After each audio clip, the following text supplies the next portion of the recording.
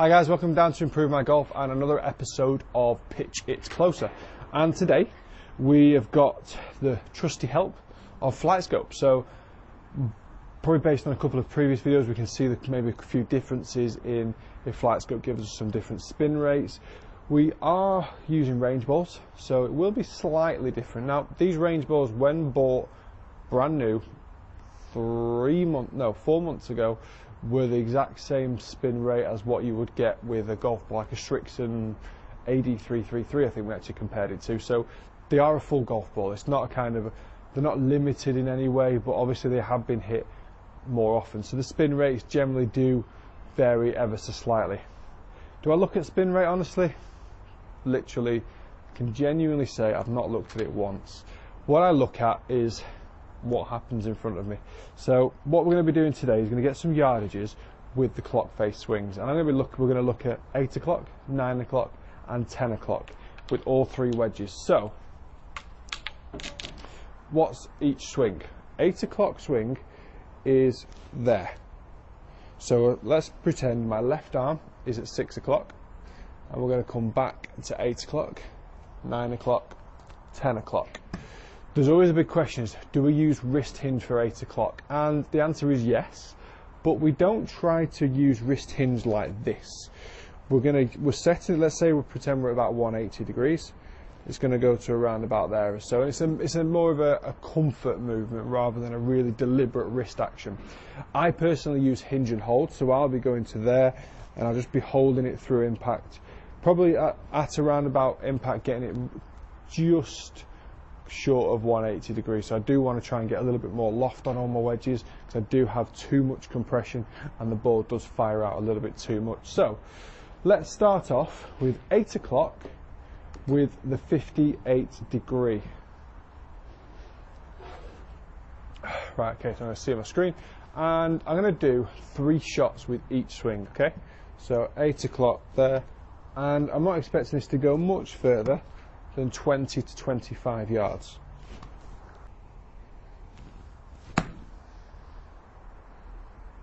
Probably around about 20, 25. 27 it landed, which is about right actually. We've got a 25-yard flag just there, and it did just pitch past it.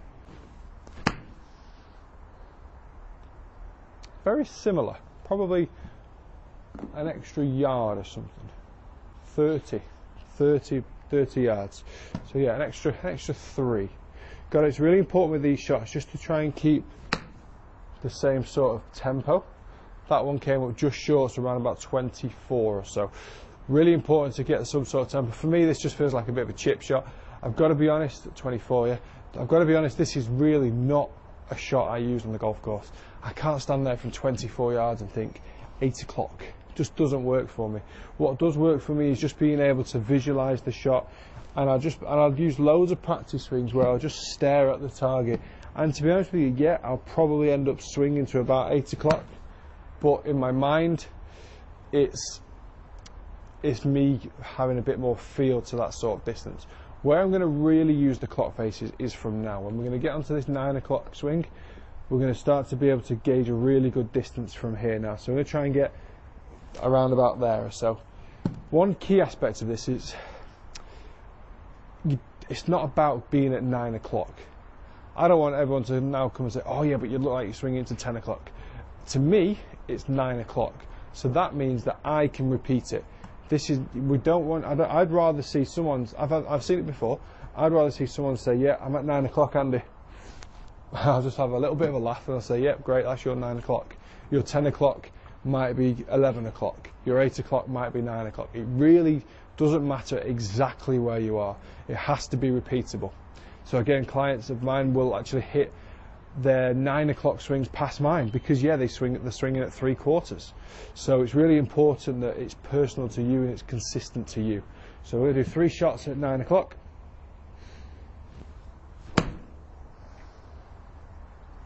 Around about 60 to 65 is about right for me on this, I think.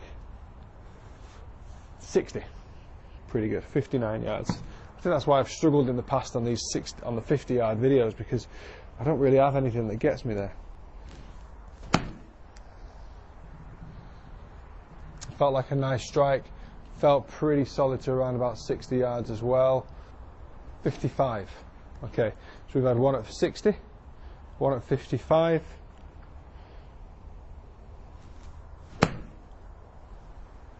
And that's got to be the same again.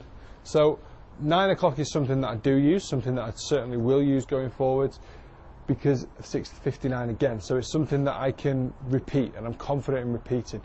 On the golf course, I will tend to get a little bit too fast, a little bit too agitated, a little bit too kind of aggressive with these shots, and that's where I've got to be able to learn to take these into a more of a more rhythm and more consistency with my speeds. Let's go up to 10 o'clock. So we've got 8 o'clock at 27-ish, 9 o'clock at kind of 57, and let's get up to 10 o'clock now. So this is about a 3/4 swing. All right, so that feels like around about 70 to 75 yards or so. To be honest, because the ball is just shooting straight up into the air, flight scope is really struggling to see these. Really struggling to see. This is why I use SkyTrack a lot with my wedges. Once flight scope tracks the ball, follows the golf ball. Once it comes out of this bay and up, it's gone. It's found the 50 yards and the 25 yards okay, but with a lob wedge at 75 yards, I've lost it. This is why I can't practice too much. Can't practice too much with my lob wedge with the flight scope. It's probably one of the only drawbacks of using flight scope is I can't use it great with my wedges. It's great for my long game improvement because I can see path and face. You'll have to take my word for it. They were pretty good to 75 yards. So 25, 60, 75 lob wedge, 9 o'clock. I'm going to put the distances on the screen. Right, let's have a look at these two now. So we're on the 54, 3 shots with each again, and we'll get a bit more joy off flight scope on this. Okay, so 54 degree, 8 o'clock swing to start with, and this is probably going to land about 30 yards, and it will roll ever so slightly after the landing. So on the green we can start to imagine and start to visualize the fact it is rolling a lot further.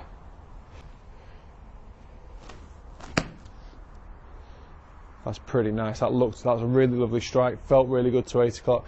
Looked about 30 yards, so it comes through that. Yep, 35 yards, not bad at all.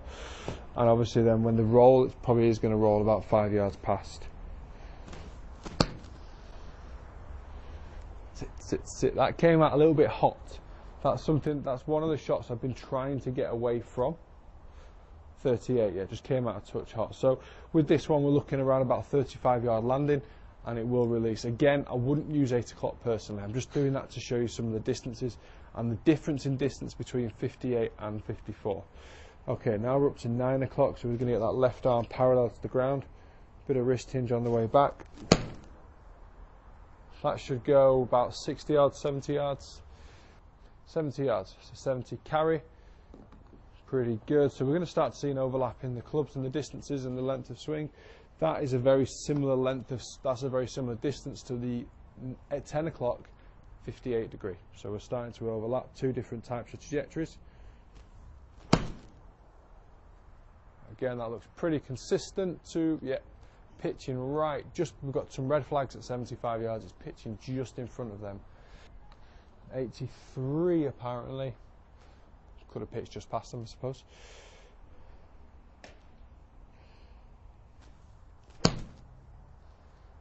That looks long actually. Yeah, that looks like it's definitely pitched just past them. Ball flight was a touch lower, stronger trajectory. 85. Okay, so I'm going to put this club down as an 80 yarder. More work to be done. I need to get this onto the golf course, because do I trust this? And hopefully you see a difference between SkyTrack and flight scope. I don't fully trust, because it picks the ball up and yeah, too many misreads for my liking.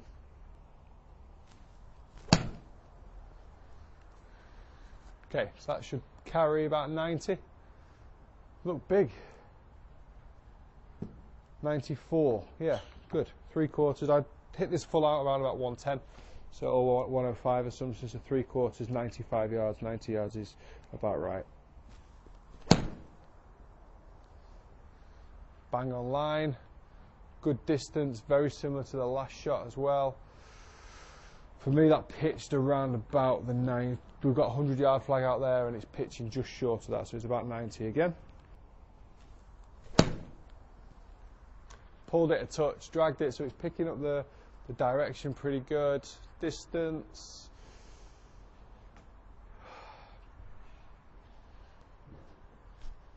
Didn't pick it up. Skytrack's coming back next time, guys. Right, so 54 degree. We're going to see the ball from 8 o'clock land at around about 30 yards.